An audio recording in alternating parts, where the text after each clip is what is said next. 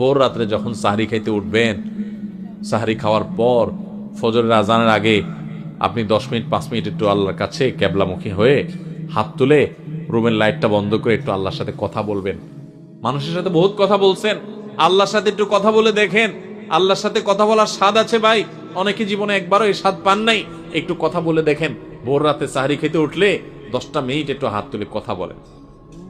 কিভাবে কথা বলবেন? কথা বলবেন এইভাবে, ও আল্লাহ, কত গুনাহ আমি করেছি, কত পাপাচার আমি করেছি, মরতে আমার হবে, তোমার কাছে যাওয়া আমার লাগবে আল্লাহ।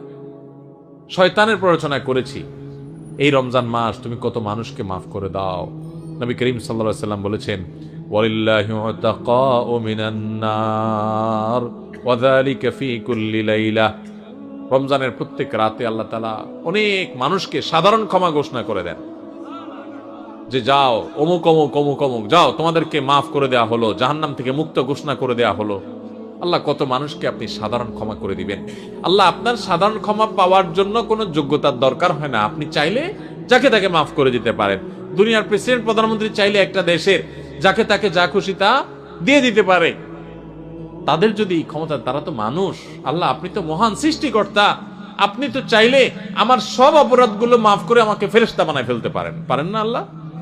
তো আল্লাহ আপনি আমাকে মাফ করে দেন, এটা আল্লাহর সাথে কথা বলবেন।